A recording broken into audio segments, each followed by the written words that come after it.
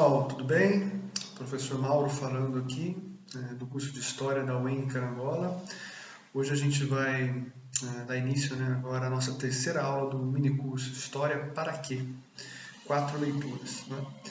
Na aula de hoje eu escolhi trabalhar com um autor, o mexicano Edmundo O'Gorman, e que de algum modo vai levar a gente até um dos momentos mais decisivos da filosofia do século XX, que é a filosofia existencial de Martin Heidegger.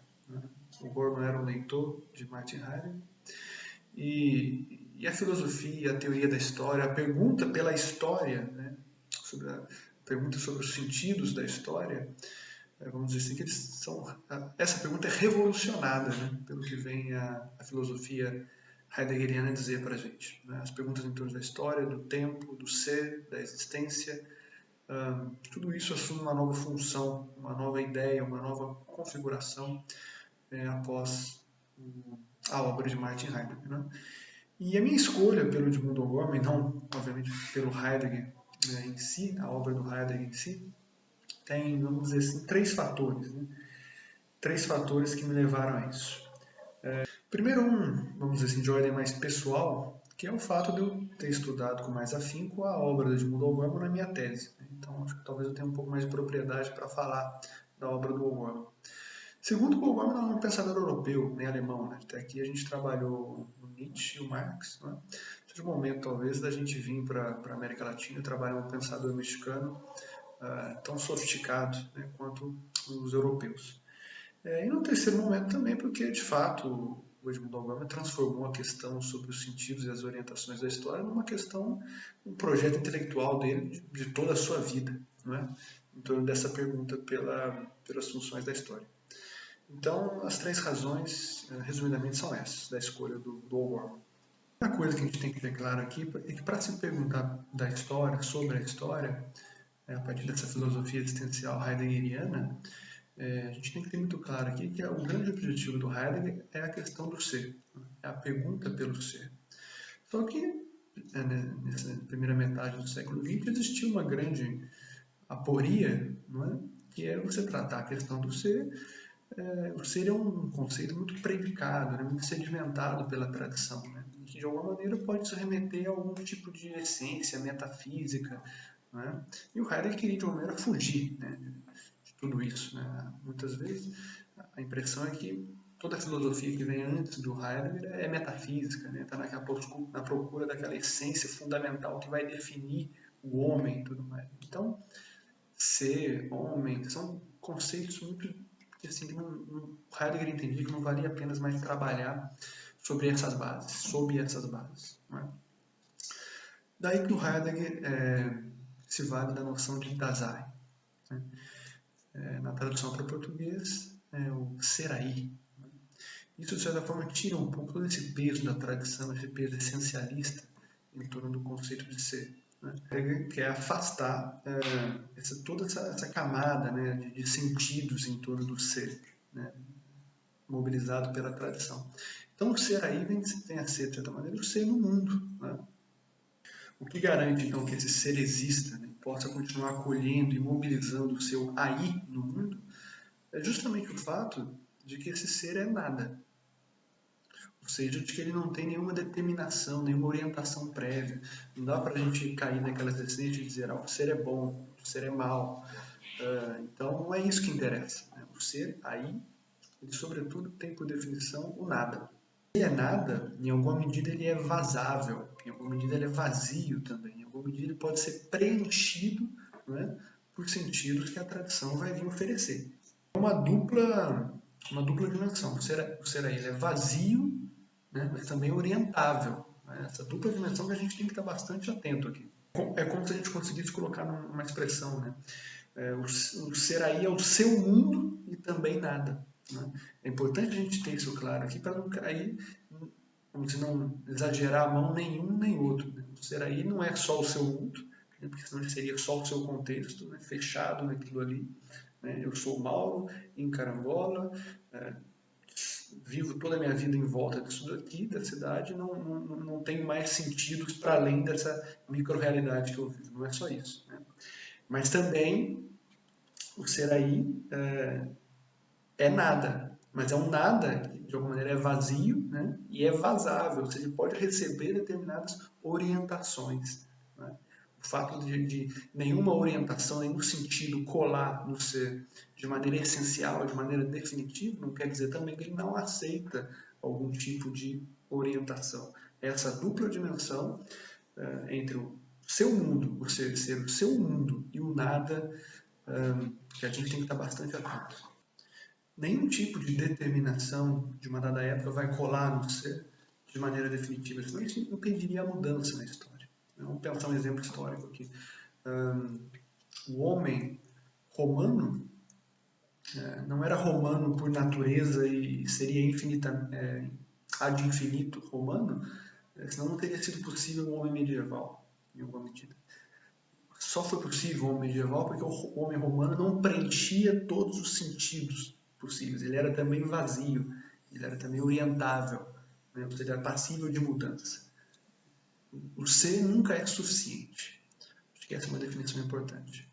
É uma insuficiência permanente. O exemplo romano, né?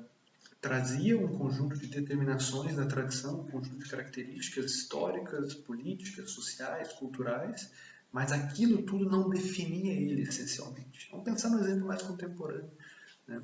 O caso do Brasil, do brasileiro. O brasileiro hoje traz um conjunto de características que são múltiplas, variáveis, mas isso não o define de maneira radical que impeça a mudança, que impeça que ele venha a se tornar outra coisa. A gente está muito claro no nosso contexto hoje que ninguém talvez esperasse o tipo de eventos históricos que a gente está tendo no mundo, né? Justamente por causa da, vamos dizer assim, da capacidade vazia, a capacidade do nada que o ser tem.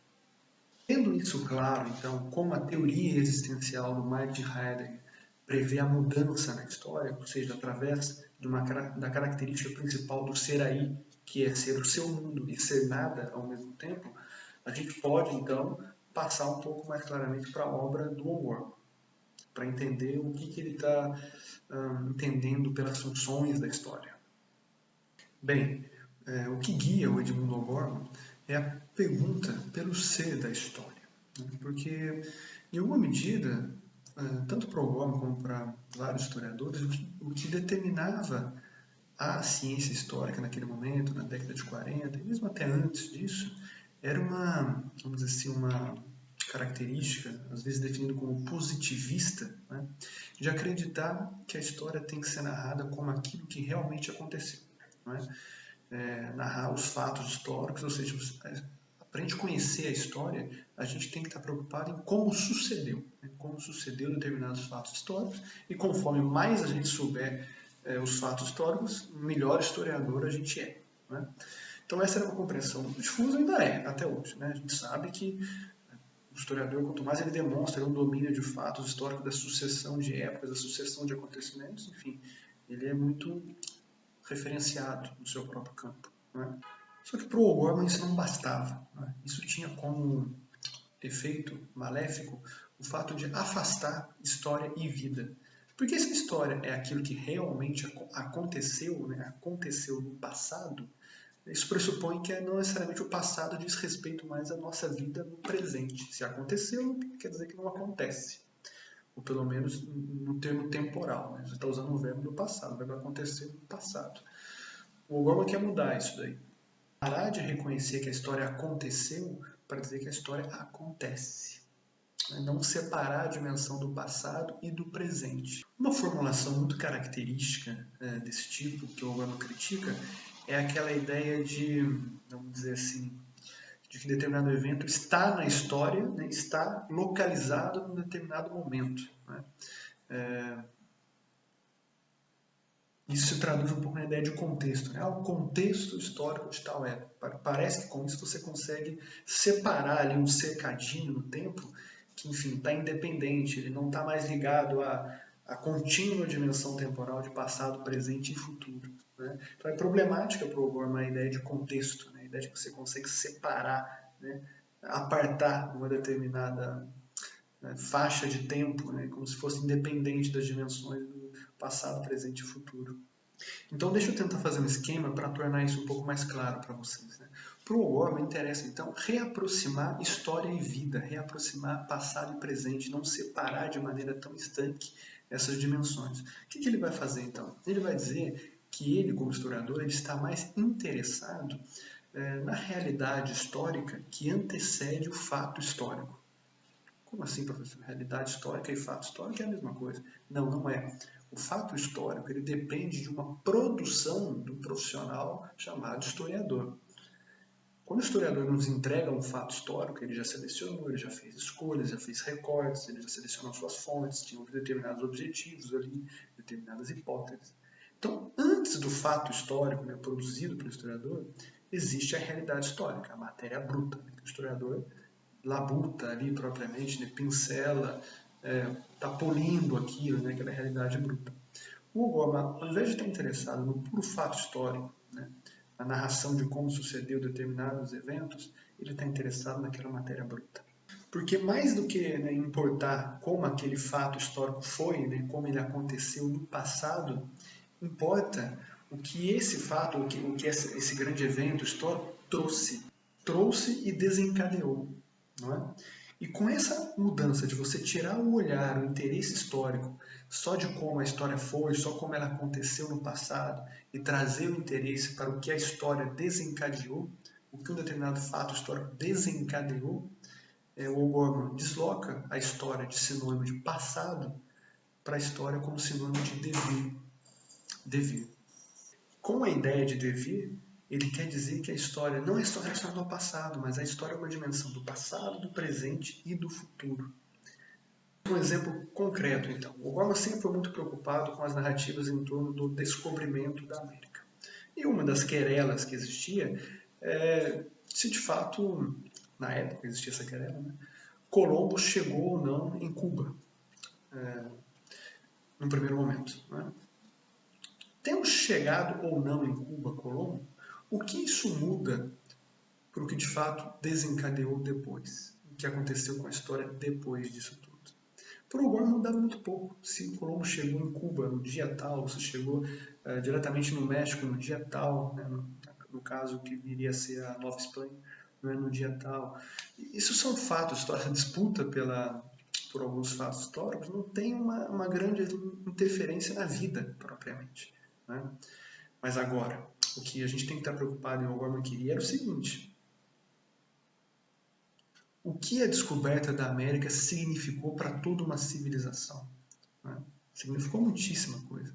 A descoberta da América, de alguma maneira, deu início, desencadeou vários processos, não só aqueles que a gente conhece aqui na América, né, de extermínio de povos indígenas, da colonização, de tudo, mas desencadeou processos na própria Europa. Né?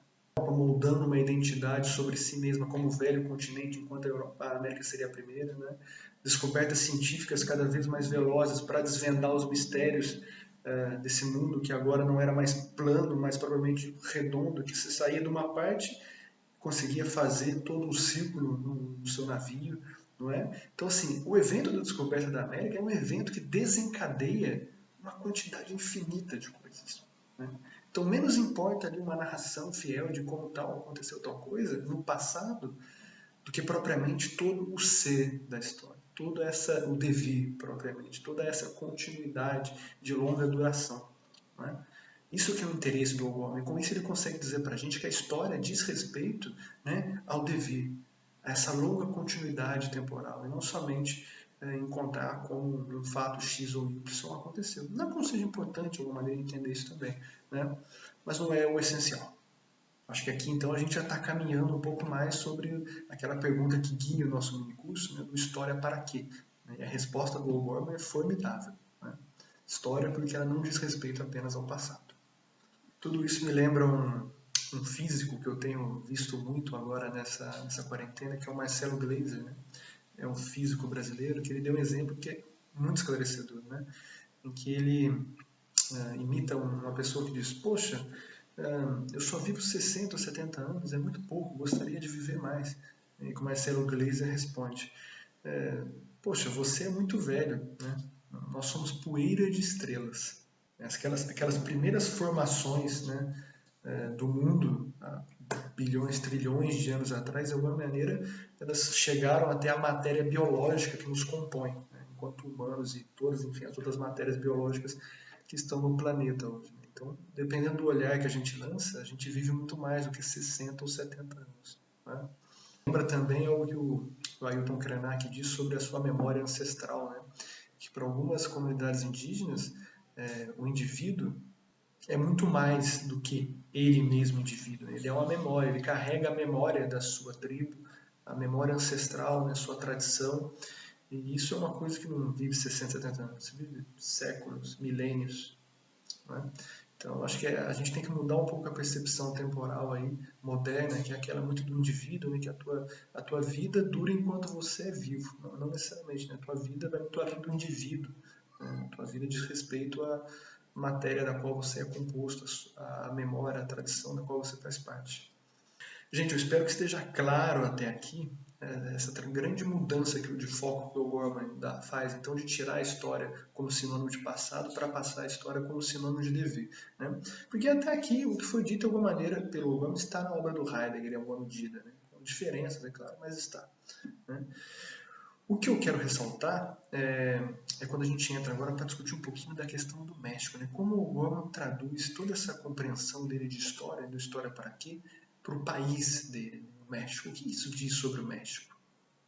Isso é essencial para a gente, não saiam daí ainda não. Pessoal, eu particularmente gosto muito desse movimento que o Gorman faz, de trazer algumas questões profundas, né, como questões sobre o sentido da história, questões sobre o ser, para o seu país, para o México. Né? Como ele consegue fazer essa ponte, né, entre questões teóricas e algumas talvez um pouco mais práticas.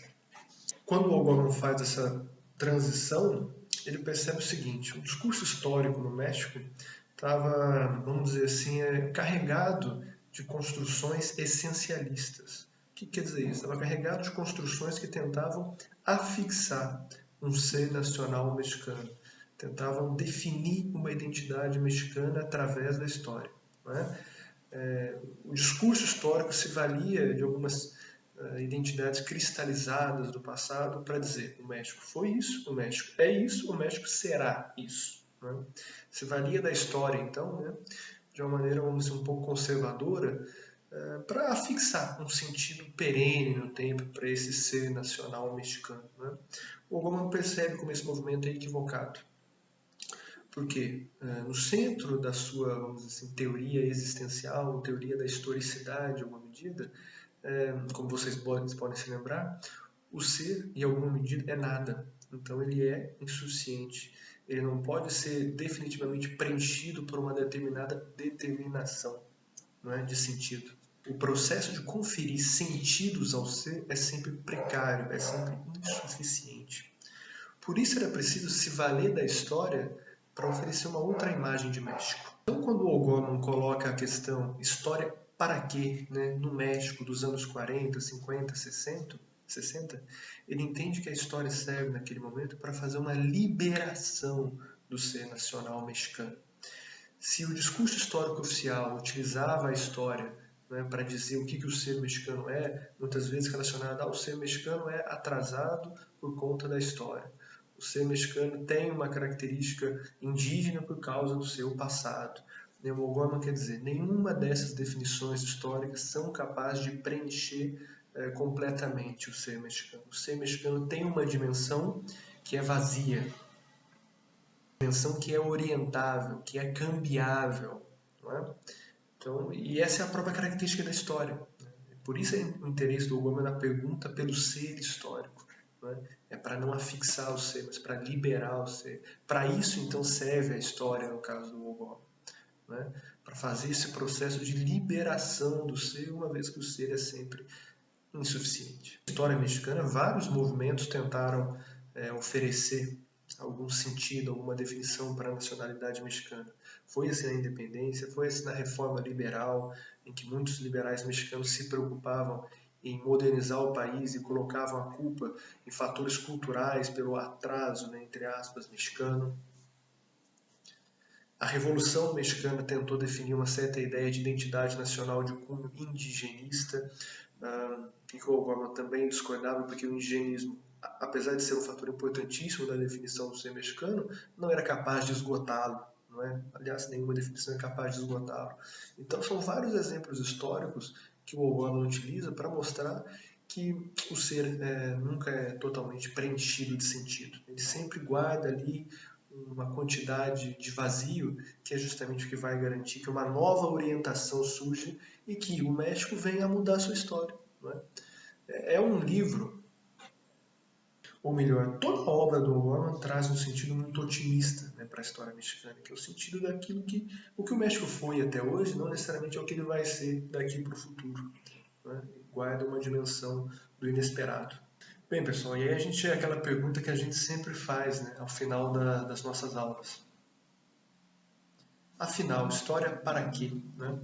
Há duas respostas possíveis. A primeira, bastante interessante, é que essa pergunta é incorreta. É uma pergunta que não se coloca, é uma pergunta imprópria. E por quê?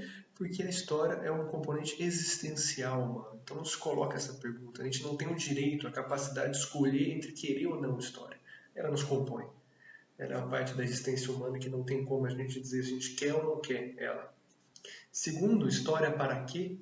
Porque ele é capaz de revelar a dimensão fundamental do ser, que é a dimensão da abertura, a dimensão do vazio, a dimensão do insuficiente. Né? Então não é história para quê, no sentido de simplesmente conhecer o passado tal como foi. É história para quê? Porque a história nos oferece respostas filosóficas também, profundas, respostas ontológicas sobre a própria característica do ser, né? Que é aquela de ser o seu mundo, mas também ser o nada. Né? Que, em alguma medida, faz a gente ligar a história não só ao passado, mas também ao presente e ao futuro. O que quer dizer ligar a história ao dever, né? A essa longa continuidade da experiência humana. Pessoal, eu sei que essa foi uma aula um pouco mais difícil, né, do que as outras, mas, enfim, a história nos exige isso também. Dúvidas, comentários, se você gostou da aula do O'Gorman, escreva aí na caixa de comentários, tire suas dúvidas, estou à disposição para esclarecer vocês e para a gente discutir, tá bem? Um abraço e até a próxima aula.